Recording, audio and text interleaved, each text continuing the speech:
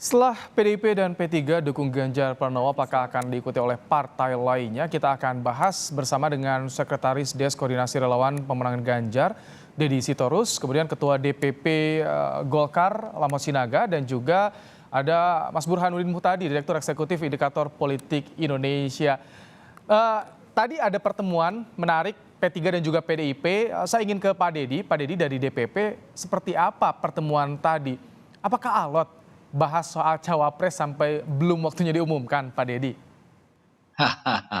Justru soal bacawa pres itu sama sekali tidak diomongi ya kalau pertemuan tadi. Jadi itu lebih banyak kan sebenarnya pertemuan ya pertama tentu halal bihalal ya karena baru masih suasana lebaran. Yang kedua itu teman-teman dari P3 menyampaikan hasil dari Rapimnas mereka di mana keputusannya adalah mencalonkan ikut mendukung pencalonan dari Bapak Ganjar Pranowo ya itu hasil Rapimnas 5 mereka.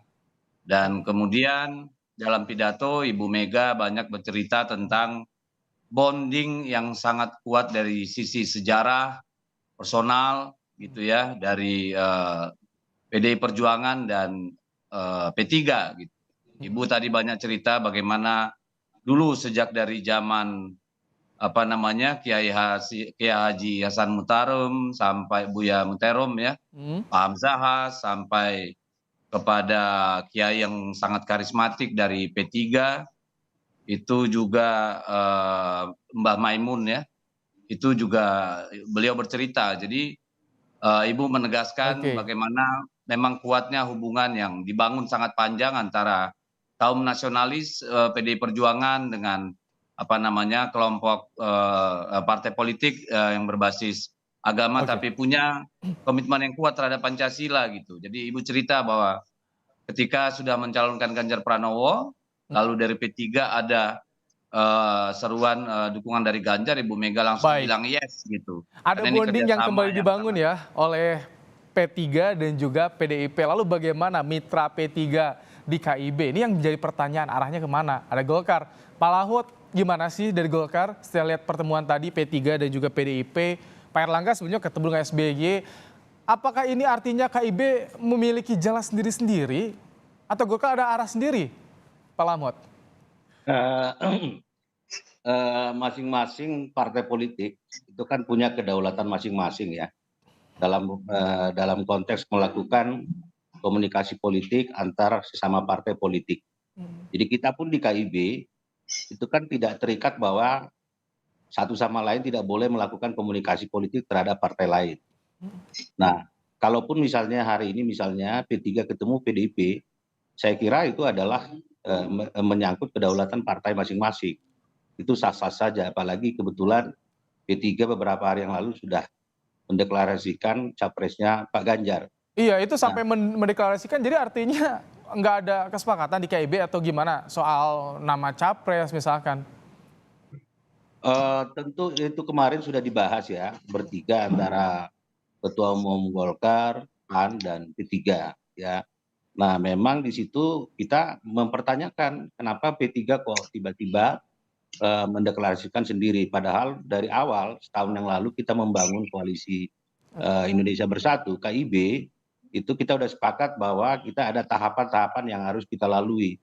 Misalnya tahapan yang sudah kita lewati itu adalah membuat suatu visi atau platform perjuangan bersama. Mm-mm. Dan babak akhir itu adalah kita sepakat bahwa capres dan cawapres itu akan kita bahas. Nah, kemudian teman-teman P3 langsung melakukan Rapimnas ya, kemudian mendeklarasikan capresnya.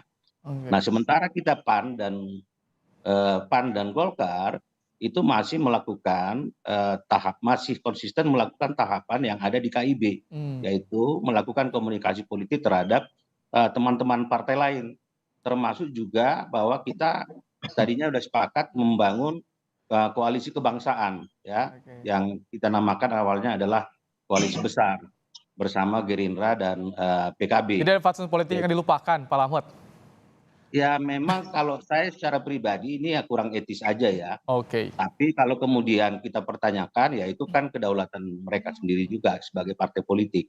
Itu sah-sah aja. baik. Cuma masalah etik, rasa-rasanya sih kok jalan sendiri tanpa ada kesepakatan, tahapan yang sudah disepakati itu tidak diikuti secara bersama-sama. Kira-kira Baik. begitu.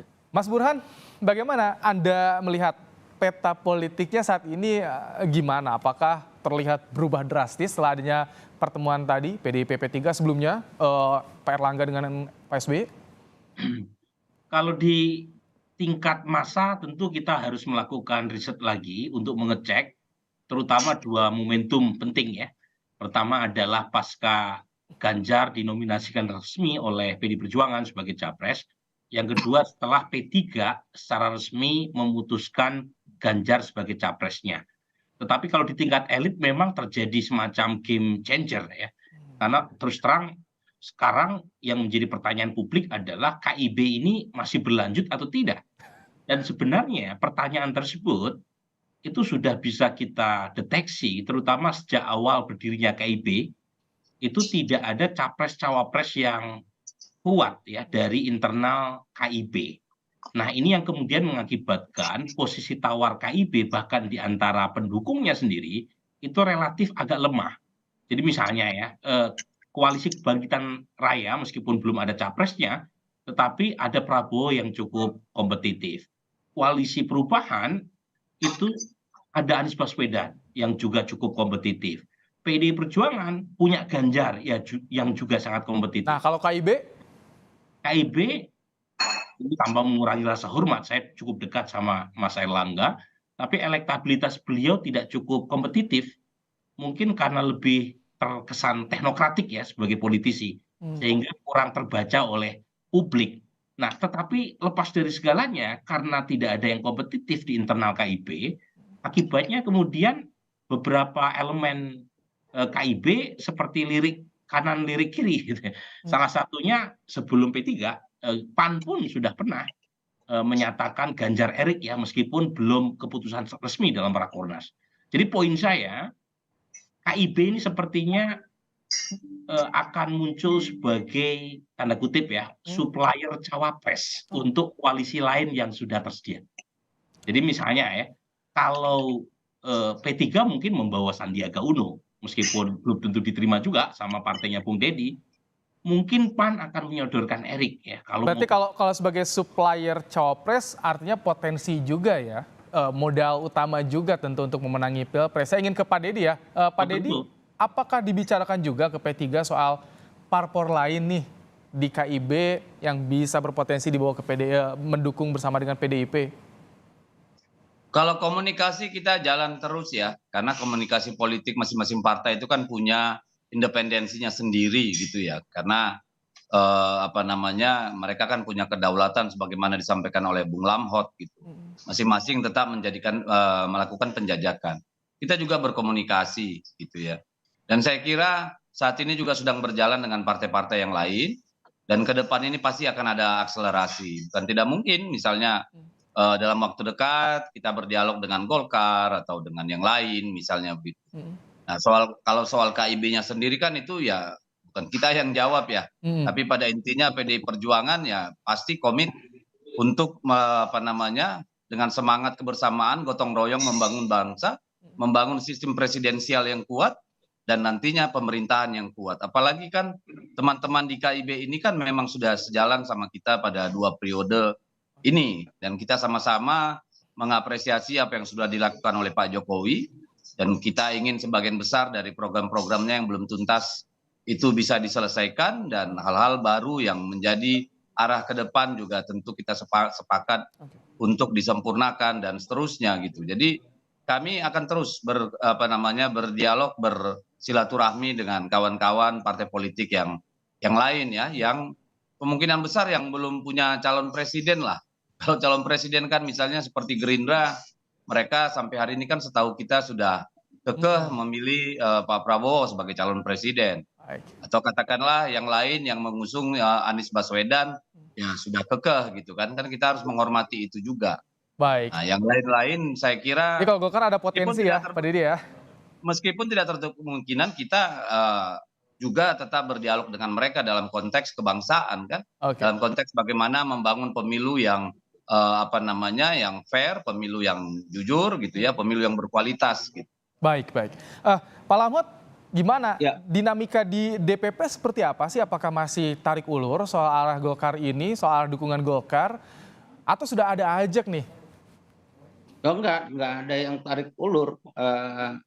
Kita masih tetap pada agenda kita ya. Jadi kalau kemarin kita menyepakati bahwa koalisi besar yaitu gabungan dari KIB dan KIR, tahapan itu tetap kita konsisten untuk tetap kita jalankan sampai sekarang ya. Baik antara Golkar dengan PAN dan Gerindra dan juga PKB itu masih jalan. Ada yang fokus utamanya adalah membangun koalisi besar yang kita namakan koalisi kebangsaan nantinya. Walaupun sampai saat ini memang kita belum deklarasikan ya apakah bentuk koalisi ini. Tapi paling tidak apa yang sudah kita bangun di KIB itu yang kita tawarkan kepada teman-teman di KIR. Itu yang kita tawarkan. Nah, soal tahapan-tahapan yang kita lalui juga kita tidak melupakan bahwa tidak semata-mata soal pasangan capres-cawapres, tapi juga ada Baik. platform perjuangan yang kita tawarkan ya. Jadi ada sisi atau nilai-nilai substansi yang kita tawarkan kepada teman-teman di Gerindra dan PKB. Gitu. Oke. Jadi Baik, soal menawarkan kepada parpol lain yang juga menarik tadi disinggung oleh Mas Burhan soal memang elektabilitas Pak Erlangga ini belum begitu terlihat bagus ya Mas Burhan, tapi ada juga kader Golkar yang masuk jajaran 5 besar, Ridwan Kamil masuk di elektabilitas. Apakah nama RK ini cocok untuk ditawarkan kepada parpol lain atau seperti apa Mas Burhan? Mas Burhan, kalau misalnya melihat kecenderungan Golkar, apakah di akhir-akhir akan merapat berkoalisi dan juga bagaimana soal potensi tadi menawarkan kadernya Ridwan Kamil di Pilpres ini, Mas Burhan? Ya, pertama begini, insentif koalisi paling besar adalah menempatkan kader baik sebagai capres atau cawapres. Karena pilpres pileg dilakukan secara serentak, karenanya kotel efek menjadi penting buat partai. Nah, tetapi kan untuk membentuk koalisi, kita harus melihat kebutuhan apa yang diperlukan oleh koalisi yang sudah ada. Nah, pertama kalau kita lihat koalisi perubahan, mereka sudah cukup untuk menominasikan Anies. Nah, kemudian PD Perjuangan tanpa harus berkoalisi dengan partai lain pun sudah punya boarding pass. Kemudian Gerindra dan PKB. Pada dasarnya koalisi kebangkitan rakyat juga tidak ada isu terkait dengan kebutuhan teknis nominasi presidensial threshold. Nah, pertanyaannya apa yang ditawarkan Golkar? Kalau dari sisi teknis presidensial threshold, 3 capres yang lain sudah memenuhi syarat. Nah, sebenarnya Golkar dan PAN kalau tetap komit membentuk koalisi alternatif, cukup ya Golkar dan PAN. Kecuali kalau yang pindah itu PAN. Golkar dan P3 itu nggak cukup 20%. Kurang ya. Tapi Golkar dan PAN cukup. Nah, pertanyaannya mau atau tidak Golkar dan PAN ya maju terus untuk mengusung KIB. Nah, pertanyaannya siapa? Nah, saya sendiri menduga sepertinya kecil kemungkinannya Golkar dan PAN tetap komit membentuk KIB. Nah, pertanyaannya kalau demikian berarti Golkar atau PAN masuk ke dalam koalisi yang sudah ada. Pertanyaannya apa yang menjadi semacam comparative advantage baik Golkar atau PAN untuk masuk pada koalisi yang sudah ada. Kalau dari sisi kursi, 3 partai yang ada sudah nggak ada masalah untuk 20%, 25%. Maka yang dibutuhkan adalah 2, elektabilitas cawapres yang diusung oleh Golkar atau PAN, yang kedua logistik. Nah, kalau elektabilitas, masuklah pertanyaan tadi. Kalau Pak Erlangga, dengan segala hormat saya, elektabilitasnya masih di bawah Ridwan Kamil. Ridwan Kamil itu peringkat keempat, di bawah top 3. Tetapi Ridwan Kamil sebagai new kid on the block, seharusnya juga tahu posisi Golkar dalam Munas sudah memutuskan Pak Erlangga sebagai ketum.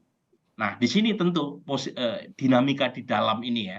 Apakah tetap komit dengan keputusan Munas Golkar, ataukah harus ada revisi berkaitan dengan kebutuhan untuk membentuk koalisi alternatif atau malah bergabung dengan koalisi Yang paling berpotensi seperti apa, Mas Burhan?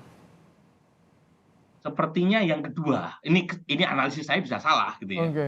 Karena kalau untuk membentuk koalisi alternatif kan tergantung juga dengan PAN. Nah, PAN ini, mohon maaf, sudah 2 kali kalah dalam Pilpres. Maka prioritas PAN 2024 adalah mencari kawan atau sekondan koalisi yang potensial menang. Nah, pada titik itu PAN pasti akan mencari capres-cawapres yang saya sebut dengan istilah winning ticket. Oke. Yang jelas ya ada efek koktail, efek ekor jas kepada partai PAN yang ditunggu. Kemudian dari Golkarnya bagaimana sih melihat potensi tadi yang dijabarkan oleh Mas Burhan? Pak Lahmot, apakah DKIB sendiri bisa kemungkinan pecah dan merapat ke koalisi yang sudah ada, atau bisa menguatkan KIB bersama dengan PAN? Yang jelas begini, Golkar sekarang masih mengantongi banyak opsi ya. Dan kita tahu bahwa tahapan pencalonan itu sampai Oktober. Masih ada waktu 5 bulan yang akan datang. Jadi Belanda masih jauh, Mas Burhan. Jadi ini masih dinamis. Jadi kita pun di Golkar sendiri tidak melakukan sesuatu keputusan yang gegabah gitu ya. Karena pada saat ini di kantong kita opsi masih cukup banyak. Jadi kita pun tidak ada kekhawatiran. Nah, makanya kita sekarang yang lagi kita fokus itu adalah membangun koalisi besar ya. Nah, apakah koalisi besar ini nanti tadinya harapan kita adalah koalisi besar ini isinya adalah KIR dan KIP. Ditambah kalau ada partai politik lain yang non parlemen bisa bergabung silakan. Kira-kira seperti itu. Kita fokusnya di situ. Lalu kemudian kalau koalisi ini bisa terbentuk, barulah kemudian nanti kita akan bicara capresnya sama cawapresnya. Nah, kemudian kalau yang sekarang ini frekuensi yang sudah sama, yaitu adalah antara Golkar dan Gerindra ya. Nah, PAN memang dan PKB itu kita masih butuh waktu untuk menyamakan frekuensi baru dalam konteks membangun koalisi besar ini. Tapi antara kita itu sudah sangat intens komunikasi yang kita bangun antara teman-teman di KIP dan juga di KIR ya, membangun koalisi ini. Tahapan itu yang sedang berproses dan sedang kita jalani sampai nanti kemudian kita masuk ke tahapan pencalonan pasangan calon. Siapa capres yang akan diusung dan siapa cawapres yang akan diusung. Masih mengupayakan koalisi besar ya dari Golkar ya, Pak Lahmot ya? Besar, ya. Baik. Ya. Saya ingin terakhir ke Pak Didi, singkat, jadi bagaimana kalau misalkan dari PDIP melihat ada partai politik yang hendak bersama, apakah bisa menyodorkan nama cawapres itu masuk dalam pembahasan juga atau seperti apa sih Pak Didi?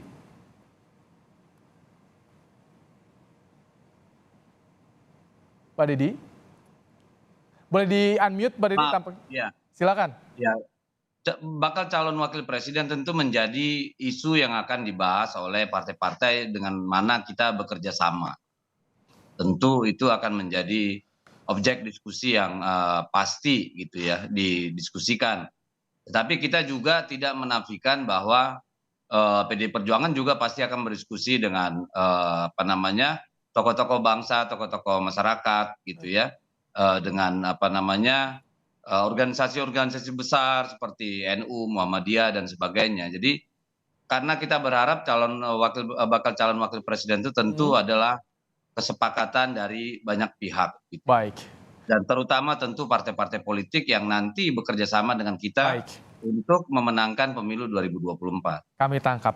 Pak Didi Sitorus, terima kasih. Sekretaris Des Koordinasi Relawan Pemenangan Ganjar, kemudian juga Pak Lahmot Sinaga, Ketua DPP Partai Golkar, dan juga Direktur Eksekutif Indikator Politik Indonesia, Burhanuddin Muhtadi. Terima kasih telah menyampaikan pandangannya dalam program Kompas Petang sore hari ini.